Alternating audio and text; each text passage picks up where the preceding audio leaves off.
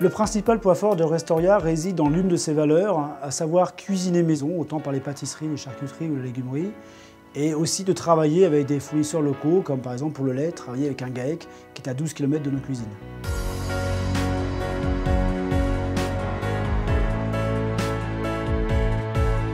Donc en 2005, nous avons eu un déclic suite à la lecture de différents ouvrages traitant du développement durable.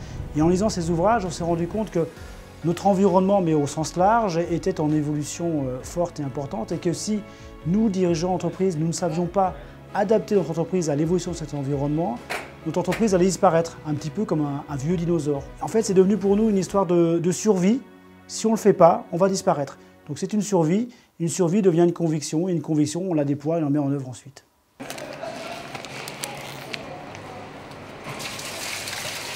En créant ces entreprises, nos parents ont tout de suite mis des valeurs sociales et sociétales importantes. C'est sur ces valeurs-là qu'on s'est basé et qu'on essaie de démultiplier aujourd'hui au quotidien. Nous dispensons chaque année, via notre centre, des formations diplômantes aux collaborateurs de l'entreprise. Par ailleurs, nous portons une attention particulière à l'intégration des salariés en situation de handicap dans tous les services de l'entreprise.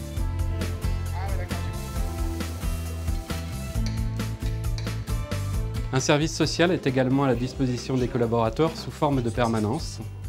Enfin, pour aller plus loin, nous avons décidé en 2008 de signer la Charte de la diversité. C'est vrai que la commission de diversité, ça facilite la vie dans l'entreprise parce que les gens se sentent quand même plus libres de venir parler. Ils savent que, quelles que soient les choses qu'ils viennent nous dire ou nous raconter, que ce soit eux qui soient concernés ou quelqu'un d'autre, que ce ne sera pas divulgué. On est 5 personnes donc, de différents domaines dans l'entreprise. Ils intègrent que la personne qui le souhaite.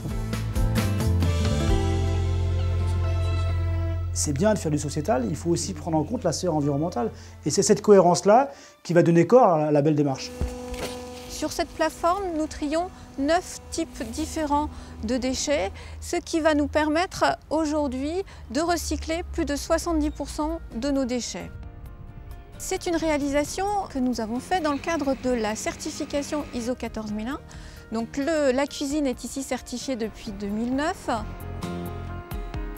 Nous avons mis en place un groupe de travail environnement et dans ce cadre-là, nous avons testé des produits d'entretien plus respectueux de l'homme et plus respectueux de l'environnement. Au-delà de nos actions environnementales internes, nous avons demandé à nos clients de participer à quelques actions environnementales. Par exemple, aujourd'hui, 177 clients sur 538 recyclent leurs barquettes. En un an, nous avons réussi à recycler 19 tonnes de plastique.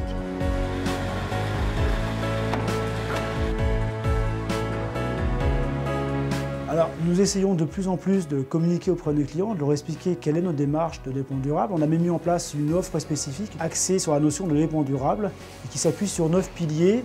Les plus marquants peut-être sont le respect de la biodiversité, les produits faits maison, la limitation de l'empreinte environnementale et bien sûr l'agriculture biologique dans les menus.